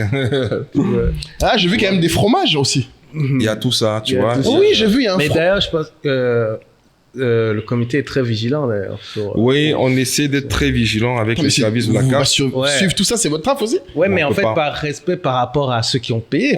On doit protéger les droits des sponsors. C'est dur, en fait. C'est dur de prendre tout le monde et il y en a qui passent entre les mailles, évidemment. Voilà. C'est comme tu n'as pas le droit de faire une diffusion de match et faire payer les gens. Ouais. Ah bon? Si tu n'as pas payé les droits de diffusion, tu peux pas. Tu peux pas. Tu vois. Ouais. Parce que tous les restos font ça. Non, mais... Ah oui, j'avais vu une histoire là-dessus à un moment où ils disaient ouais, on peut pas diffuser dans les restos, on peut pas. C'était une fausse polémique. C'était une fausse polémique. Non, c'était une fausse polémique. On n'a jamais dit ça. Ah, ok. Justement, dans le prolongement de l'embauche marketing, préserver les droits des sponsors, on a dit que vous pouvez diffuser librement dans les maquis, bars, restaurants, mais attention à ne pas faire la promotion de marques concurrentes aux sponsors officiels de la CAF. Et c'est ça qu'on a appelé sous condition. Donc les gens ont pris le mot sous condition. En mode, on peut pas vendre la boisson qui est pas celle de toi. Oui, non, mais c'est pas ça que vous avez dit. C'est pas ça. Mais du coup, attends, parce que comment tu gères chaque polémique? C'est un bon point. Et c'est là aussi dans le métier en Côte d'Ivoire, là. que je fais là, où tu vois que vraiment, c'est pas facile de communiquer avec les Ivoiriens. Surtout parfois, sur les réseaux. Polémiques, faut juste laisser passer, non? Faut laisser. Mais en haut, on va t'appeler pour te dire. Ouais, parce que tu as des polémiques qui prennent une ampleur que tu es obligé de. Tu vois, il y a des buzz éphémères qui vont passer sur 2-3 jours sur des sujets. Et puis, bon, on se rend compte que par derrière, parce qu'on a quand même des moyens aussi pour pouvoir contrôler un certain nombre de choses, on se rend compte que c'est suscité. Il faut pas être naïf, hein. Dans cette affaire de Cannes, il y en a en Côte d'Ivoire qui veulent que ça échoue. Malheureusement. Ah, parce que c'est aussi politique, du coup. C'est aussi politique. Une fois que c'est l'État qui gère. Moi, je me souviens, j'ai déjà entendu sur des Cannes passées, des amis dans leur pays en finale et espéraient que l'équipe perde. Parce qu'ils disent, s'il gagne, c'est le président là qui va donner la coupe. Malheureusement. Et donc, on essaie de... C'est arrivé là-bas. On comprend ça aussi, donc... Il y a des buzz qui ont été suscités rien que pour déstabiliser un peu l'organisation. Ouais, mais bon. Il y avait eu les places VIP. Les gens disent, mais on ne vend pas les places VIP. Oui, mais ça, c'est le modèle. En fait, il y a une petite méconnaissance aussi de la CAF. Parce que les gens, ils sont en Côte d'Ivoire. On a l'habitude d'organiser les matchs de la FIF, les matchs locaux. Et ils pensent que c'est pareil. Non, la CAF n'a jamais vendu de places VIP. Ce sont des cartons d'invitation qui sont réservés pour les chefs d'État comme notre ami, pour les présidents des fédérations. Nous, on n'est pas arrivé là-bas. On n'est pas arrivé là-bas. Nous-mêmes, on s'est battu pour nos billets péniblement. Donc, péniblement. 10 000, les invitations, les tickets VIP sont des invitations. Voilà, donc il y a un quota qui est réservé à la CAF, il y a un quota qui est réservé pour la partie ivoirienne. D'accord. Donc, écoute, le temps que le président de la République finisse d'inviter tous ses invités, il n'y a pas grand-chose qui descend en bas. Il y a pas grand-chose qui descend. Donc, il ne faut même pas espérer. En dessous de ces invitations qui sont pour les personnalités, on a des tickets premium. D'accord. Donc, qu'on appelle des tickets hospitality. Donc, c'est la billetterie améliorée.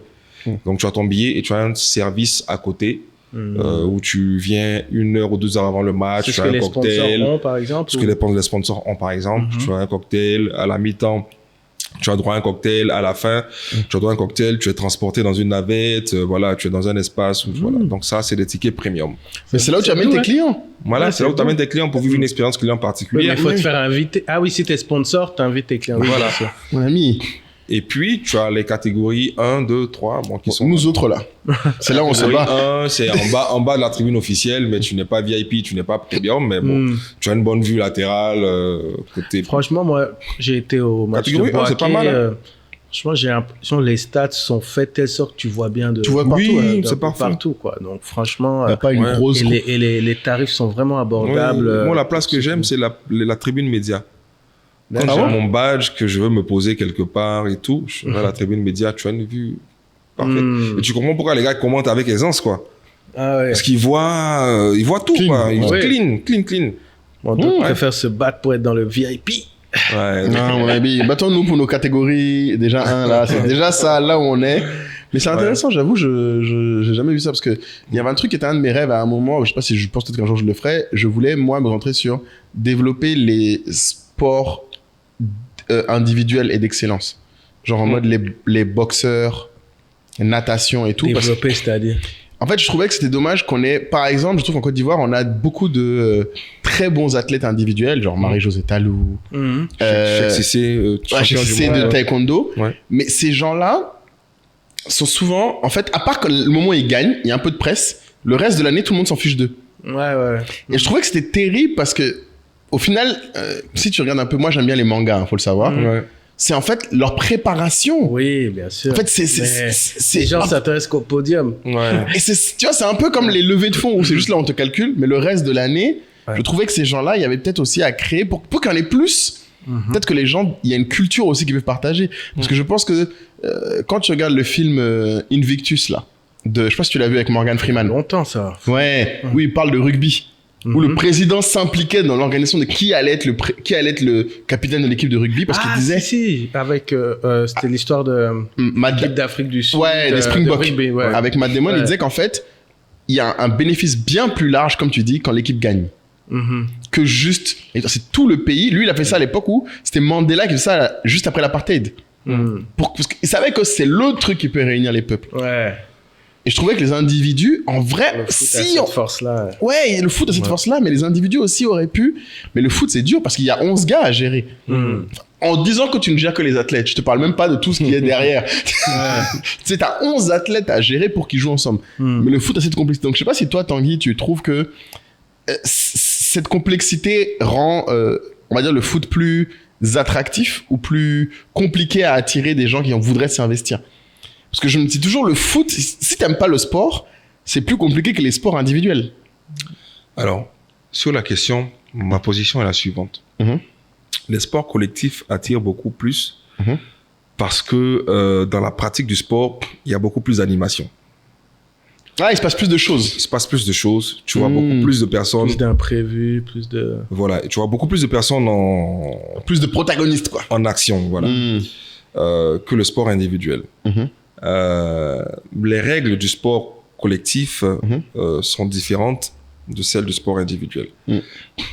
Et les performances aussi sont pas les mêmes. Du coup, il faut beaucoup plus d'efforts pour l'athlète individuel pour avoir de la reconnaissance que les équipes. Que les équipes, en fait.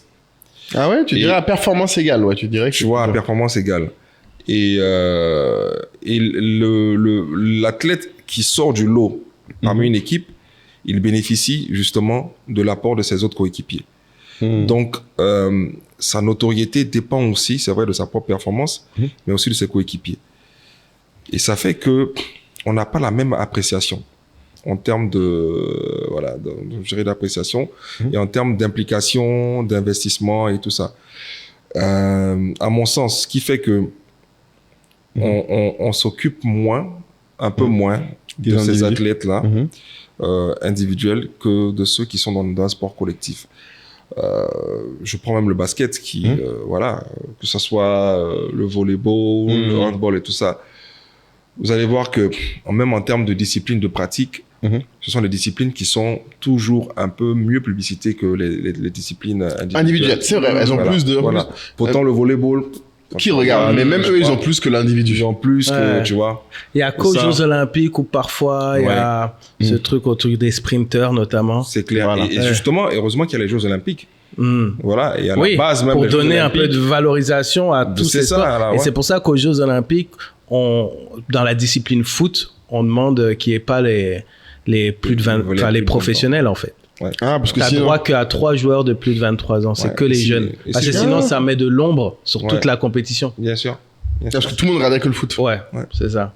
Et je me demande, je connais pas même l'historique des Jeux Olympiques, mais je me demande, est-ce que les Jeux Olympiques n'avaient pas été même créés à la base pour les sports individuels? Oui, oui. Pour les athlètes, pour mettre, voilà, parce que c'était l'effort. Ouais, et les premières disciplines, c'était l'athlétisme, c'était que des sports individuels. Et après, je pense qu'à l'époque des Grecs, c'est ce qu'on valorisait, le surhomme. C'est ça. Je sais plus exactement, mais il y a un athlète qui expliquait ça, le business du sport, qui disait que le sport, c'est ce qui nous reste de l'époque des gladiateurs. Ouais. En fait, c'est le divertissement par l'émulation sans prendre le risque. Comme à l'époque, les gens s'asseyaient pour regarder, mais à l'époque, c'était des individus qui s'affrontaient. Et qu'à l'époque, les gens disaient que c'était sanguinaire, mais que le sport est la façon non sanguinaire de se projeter dans un ensemble avec quelqu'un où tu prends parti. Tu dis, je mise sur lui, je mise contre lui.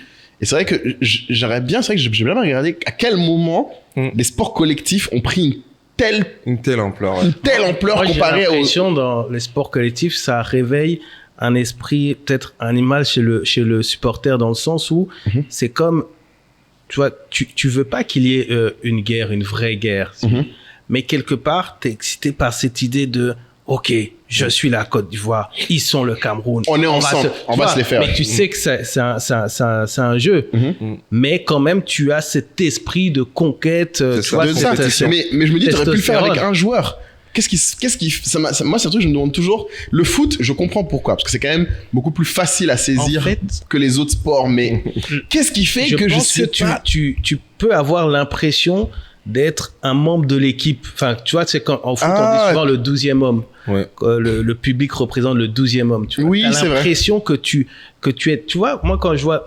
Moi, j'aime bien le tennis comme ça, mais tu vois, tennis, dès qu'ils font du bruit, l'arbitre dit silence, s'il vous plaît. C'est ça, exactement. Tu vois, ça devient comme une pièce de théâtre. C'est difficile de s'impliquer émotionnellement, tu veux dire. Mais tu vois, dans la boxe, les gens s'impliquent quand même. De ouf. Regarde là, Ngannou qui va se faire Joshua là. Pardon, excusez-moi. je me suis un peu je me suis un peu emporté. Mais voilà, tu vois, moi, c'est plus facile pour moi de me projeter sur une personne. Mais je reconnais au foot ce truc de... En termes de majorité, de largesse des gens, je sais pas qu'est-ce que ça fait quand il y a plusieurs personnes sur le terrain. Mais ça m'a toujours intrigué. Je me suis dit que c'est peut-être ça qui facilite, comme tu dis, le côté... les gens s'imaginent, ils pourraient être l'un d'entre eux, quoi. En tout cas, la compétition démarre. On a hâte. On en a tellement entendu parler. J'ai l'impression que ça va passer très très vite, donc que tout le monde profite. Ouais, ça va passer vite. Et moi, j'ai vraiment que les gens prennent du plaisir. Moi, je sais que il y a quelques semaines, parfois, je me mettais peut-être trop la pression en mode t'es un opérateur économique, tu dois faire ci, tu dois faire ça, etc. Moi, je pense que fais ce que tu sais faire, fais-le bien, et surtout prends du plaisir. C'est d'aller à 1 ou 2 matchs, 1 ou 2 afters. Que ça soit un souvenir, quoi. Ouais, et c'est exactement ce que je voulais dire. Quand il y a ce genre d'événement, faut pas se disperser. Exactement. Faut avoir un planning bien clair de ce qu'on veut faire. Tu cibles tes matchs, tu cibles tes activités, tu profites au maximum. Et puis voilà, tu auras la meilleure CAN, quoi. Tu auras vécu la meilleure CAN parce que tu auras vécu chaque moment avec intensité, pleinement. T'as pas besoin de faire tous les moments. Si tu te disperses, tu vas finir dans les embouteillages. Tu peux pas. C'est clair. Tu peux pas. Moi, ça, quoi. Abidjan, un match phare des éléphants. Tu sors, tu prends un match phare à Yamoussoukro, un autre match phare à San Pedro. Tu essaies de faire ce que tu peux. Et puis tu reviens. Et il y a personne qui va vous tomber dessus sur les embouteillages. C'est vrai qu'il n'y a pas eu encore de trucs sur le Coca n'est pas responsable. Ouais, non, mais même vous souffrez, Paris 2024, là, les gars commencent à déserter Paris parce que les embouteillages, c'est inhérent à tous les GESI, à tous les grands événements sportifs internationaux. C'est comme ça, on va pas échapper. Les gens vont dire les travaux. Pourquoi on n'a pas fini les travaux avant? C'est intéressant parce que j'avoue, c'est pas le Coca qui peut gérer ça. On a le pays attend combien de monde là?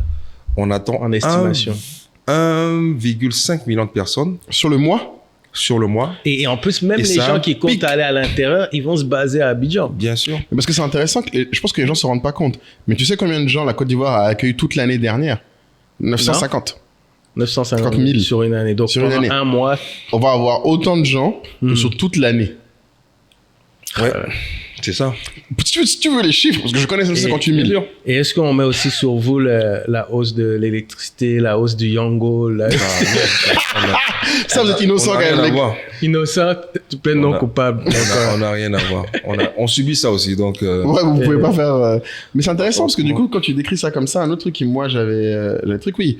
Caï aussi, il faut qu'on dise aux gens, ceux qui vont regarder ça, nous, pendant la CAN, ce que nous, on propose, en tant qu'entrepreneur Center Africa, c'est que beaucoup de gens se posent les questions, comme dit, c'est une fenêtre. Tous ceux qui se demandent, est-ce que c'est pas... Parce que les gens vont voir la Côte d'Ivoire pendant un mois, partout, on sera là. Je suis tellement fier de toi, le placement de produit que tu vas faire là. C'est incroyable. Tu vas venir. Vas-y. Alors, nous organisons un événement pour Center Africa où on va parler de... S'installer en Côte d'Ivoire. Wow. Ouais. Parce qu'en fait, on se dit, nous, en plus, on est les deux qui sont des bons exemples de gens qui vivent en Côte d'Ivoire. Ouais. Lui, il y a grandi un peu, moi, pas du tout. Ouais. Et ce pays nous a accueillis Ouais. comme nulle part ailleurs. Et pourtant, on a voyagé. Bien sûr. Ce sera une demi-journée, de rencontre. On va faire donc un enregistrement de podcast sur entreprendre en Côte d'Ivoire et un autre sur trouver un emploi en Côte d'Ivoire. C'est très intéressant, ça. Et un troisième sur comment s'adapter culturellement en Côte d'Ivoire. Ah ben ça, il faut le faire. Il faut le faire et puis il faut déjà communiquer dessus pour que les gars... Ouais, il faudrait qu'on s'y mette. Mais d'ailleurs, c'est l'occasion. C'est l'occasion. Sachez que restez connectés, allez sur nos réseaux sociaux parce que la date exacte sort bientôt. Ouais. Et surtout, je pense que nous, on a la chance... On a quand même beaucoup d'audience des fois qui n'ont pas pu venir en Côte d'Ivoire, malheureusement. Ouais. Et on veut leur dire, c'est pas trop tard. C'est jamais tard. On sera là encore après.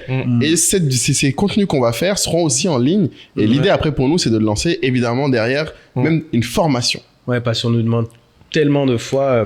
Comment je m'installe? Par quoi je commence? Est-ce que je viens d'abord? Où est-ce que je fais? Comment j'obtiens un visa? Qu'est-ce que je fais pour trouver un appartement? Comment je rencontre des gens? Etc. Donc la CAN va être un peu l'occasion pour nous aussi de partager notre expérience. Et ceux qui en veulent plus, c'est le moment. Il faut vous abonner déjà. Hein? Donc, normalement, c'est le dimanche 4 février, mais suivez les réseaux sociaux. Tu as lâché la date, allez! La bonne date. C'est ça. Normalement. Voilà. Bon, restez connectés, quoi. C'est ça. Merci Tanguy de nous soutenir parce que cette affaire de Cannes, là, on ne sait pas comment on va tenir. Tu seras le bienvenu. Ouais, avec plaisir. Avec plaisir. En plus, non, mais je veux dire à tous ceux qui nous suivent que vous voyez deux grands messieurs à côté, là, qui sont... qui sont là, sont de beaux exemples de ce qu'on peut faire en Côte d'Ivoire. Et on le dit souvent, la Côte d'Ivoire, c'est une terre d'hospitalité. Oui. C'était peut-être un slogan, mais au fur et à mesure, c'est devenu une véritable réalité. C'est réel. Exactement. Et voilà, on le vit chaque jour. Et l'Ivoirien, il intègre ça dans son ADN. Et voilà, on est très accueillant. Il faut venir. Et puis, comme pour toute action, toute activité, il faut se lancer, il faut oser venir. Exactement. Ne serait-ce que pour découvrir une semaine dans le pays, 2 semaines, il faut venir. Voilà, la Côte d'Ivoire, c'est pas cher, c'est pas super cher. Exact. Il y a tout ce qu'il faut pour toutes les bourses. Il y a des Airbnb à, je sais pas, moins de 50 € la journée. Il y a tout ce qu'il faut. Donc, moi, en tout cas, je vous encourage. Et surtout, si vous venez entreprendre aussi, moi, je peux le dire, hein, j'ai souvent aux gens, j'ai jamais dit, je pense, devant la caméra, mais il faut que les gens sachent, j'ai pas grandi en Côte d'Ivoire du tout. Mon groupe, on a des filiales dans 10 pays africains. Du Kenya au Bénin, en passant par le Nigeria. Je m'embauche quand? Tu as beaucoup de choses à faire, tranquille. Et la Côte d'Ivoire est le seul pays où c'est aussi simple de créer une société, de grandir sa société, d'accueillir des gens, comparé à tous les pays africains. Trouver de l'information. C'est-à-dire, le Ghana, tu dois avoir des Ghanéens, ça coûte hyper cher. Il y a plein de pays africains qui se positionnent sur le tourisme. Mais je pense qu'il faut que la Côte d'Ivoire, vraiment, les gens se rendent compte de la terre d'accueil dont on parle. Ce n'est pas juste Babi et Dou. C'est Babi aussi et l'endroit où tu peux faire du business. Yes, the place to be. Mais c'est vraiment ça, ce que tu dis. Je pense que c'est vrai que mon idée vient de m'échapper, mais voilà, les premiers informateurs de la Côte d'Ivoire, ce sont les Ivoiriens eux-mêmes. Comme on dit chez nous, on paye pas les renseignements. C'est gratuit. C'est informé. Tu prends un Ivoirien, tu lui poses une question dans la rue, tu lui demandes quelque chose, il va t'expliquer jusqu'à Z. C'est ça. A à Z, quoi. Il va tout te dire dans les moindres détails. Et c'est comme ça que, justement, on capte l'information, on s'oriente, tu vois. Et nous, en fait, c'est inné. On n'a pas l'adressage, tu vois, bien organisé. Donc, l'Ivoirien a appris à donner l'information jusqu'au détail. Quand il t'indique un lieu, il te dit pas rue, tant, il te dit jusqu'à devant la vendeuse qui est là et tout. Voilà. Comment tu contournes et tout ça. Tu vois la baisse des galettes. Donc, c'est une forme de générosité aussi. Et comme il a dit, je crois que c'est un pays où l'information est facile à trouver. Et on ne te met pas de barrières. Voilà, justement. Il y a très peu de barrières cachées en Côte d'Ivoire. Là, beaucoup de pays africains veulent attirer les gens, mais une fois que tu arrives, en fait, pour ce papier-là, il faut que tu aies tel document, il faut que tu aies tel truc. Les choses sont claires. Que tu sois de la nationalité, ou il faut que tu prennes un local. Et il y a plein de petites subtilités. Mais bon. Tout ça, on en parlera dans notre... Il y a pas mal d'événements. Mais en tout cas, franchement, merci Tanguy encore d'être venu à la veille d'un événement de cette ampleur. Touchez les gars, tous ceux qui veulent venir à la faveur de la CAN. Il y a plein. Moi, je peux vous donner des contacts. Il y en a plein. En tout cas, communiquez. En tout cas, moi, je vous ramènerai du monde dans la mesure du possible pour que les gars assistent à ça parce que c'est très intéressant, en tout cas, je trouve. Super. Donc, on a un partenaire, on dit en partenariat avec le Coca. Tu vas le mettre dans les problèmes. C'est ça le problème des Africains. Le gars est généreux, lui. Et puis, tu viens mettre son affaire dedans. Vous êtes en partenariat avec Tanguy. Ça, c'est pas personne, c'est mieux. Je rigole. Moi, je vais finir aussi en faisant un big up à Sako Kamara et Randy Guinée qui sont. Ah oui, c'est vrai qu'ils viennent. Des influenceurs qu'on aide dans un. Que Totem Experience aide. Ouais, dans un truc assez fou. C'est-à-dire qu'ils sont partis de Paris. Donc, un influenceur ivoirien, un influenceur camerounais qui sont partis ensemble de Paris jusqu'à Abidjan en voiture. Donc, ils sont en train d'arriver là. J'ai eu un message, ils sont déjà en train d'arriver à Bouaké. Mais ils ont tout fait, ils sont passés par le Maroc, Mauritanie, Sénégal, tout. Et donc, voilà. Tu les reçois ici, non? Ouais, il faudra qu'on fasse un truc. Faut faire un truc avec eux. Ouais, il faudrait qu'on fasse un truc. Est-ce qu'ils sont encore là en février? Normalement, ils doivent participer au match d'ouverture. Voilà. Ils vont rester toute la compétition, je pense. Parce qu'ils ont fait plus le trajet qu'ils ont fait. Ils repartent pas en voiture, j'espère. Non. Ah, voilà. 2 semaines de voyage. 2 semaines de voyage. Ce qui est censé être fait en 6 heures. Ils le font en 2 semaines. Et donc, voilà, on a hâte qu'ils nous racontent ça. Mazel tov. Ça, c'est une très belle expérience. Donc, Tanguy, on a une petite tradition. 2 maintenant, en fait. Bon, d'ailleurs, je pense avec lui, la question va être intéressante. Ah oui. On pose maintenant une question pour le Congossa un peu. Le Congossa business. Ok. C'est de savoir quelle est la personne la plus connue que tu as dans ton répertoire téléphonique. Ah, lui. Il y a du lourd. La compétition est très lourde dans son téléphone. La personne la plus connue, faut que je dise n'importe quoi. Tu peux avoir des contenders. On peut t'aider à choisir si tu as beaucoup de choix. Dans mon téléphone. Il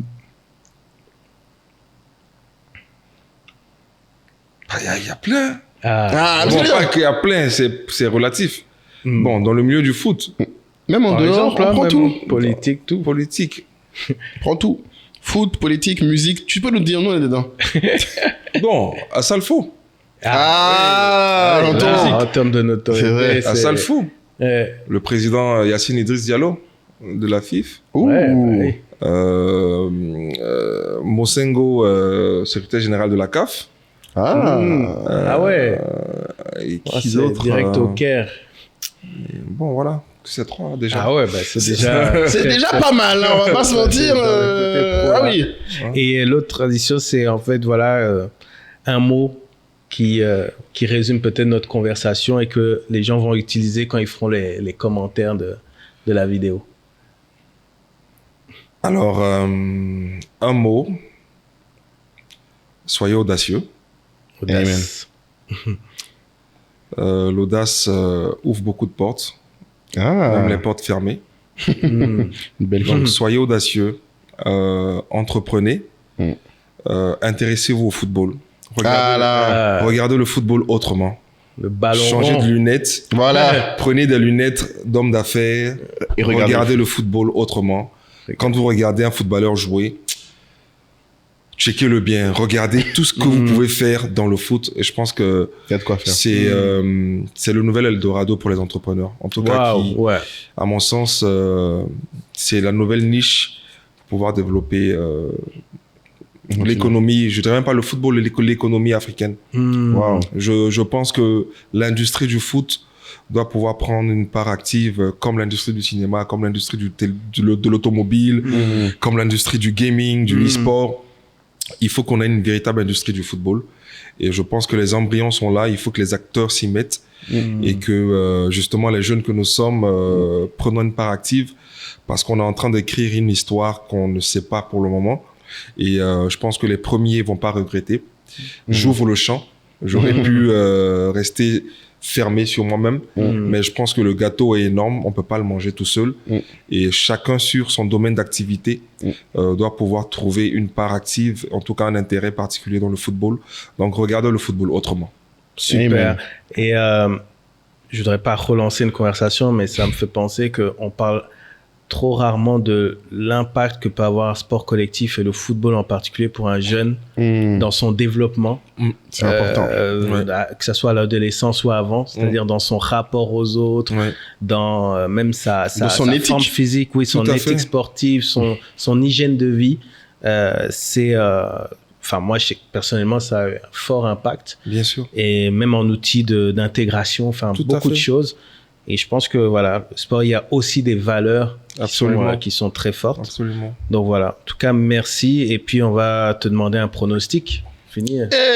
Tu es comme ça. La finale, qui contre qui? Le score. Alors, ça c'est les vrais trucs de foot, ça. Je vois une Vous finale, aimez Palabre. Je vois une finale Côte d'Ivoire-Sénégal. D'accord. C'est possible, ça? Parce qu'ils vont pas se sortir avant? Non, pas forcément. Pas forcément. Ça dépend des résultats du premier tour. Je dis ça comme ça, hein. Mais bon, sans regarder le schéma. C'est possible qu'ils se rencontrent en demi, mais ça, on peut pas le savoir maintenant. Ils peuvent se rencontrer en Je vais regarder, j'avais peur qu'ils soient trop près, comme on est B et C. Non, parce que tu peux, si tu perds là-bas et que tu gagnes là-bas, oui. C'est compliqué. S'ils sont tous les deux premiers, par exemple, leur poule, ils vont pas se rencontrer. Ils vont pas se rencontrer, effectivement. Et qui gagne alors? La Côte d'Ivoire, bien sûr. Les éléphants. Tu veux qu'on me lynche dans la rue? Il a une responsabilité, t'es marrant, toi. En parlant de ceux qui profitent aussi de la CAN, tous les artistes font une chanson sur la CAN. Mais ils ont raison. J'allume YouTube. Il y a un nouveau son. Il y a un nouveau son. Alors, ils font des chansons pour soutenir les éléphants de Côte d'Ivoire. Ouais, c'est vrai. 12e homme, on a dit. 12e homme. Ça, effectivement, on en a besoin. Aussi, ils vont avoir leur cachet dans les prestations pendant la CAN. Voilà. Qui va laisser? Mon ami, en tout cas, Tamsir, il a fait carton plein, là. Franchement. Et même la musique, comme tu dis, de Magic System. Officielle. Franchement. C'est avec Universal. Avec Universal, effectivement. Yemi Alade. Et même le rappeur égyptien. Ramadan. Voilà. Son move. Mohamed Ramadan. Mohamed Ramadan, effectivement. On a de la chance. Ok. Bonne CAN à tous. Et que le meilleur gagne. Si vous voyez. J'ai pas de maillot. Vas-y. Même, tu sais. Ciao. Allez, à bientôt, les gars.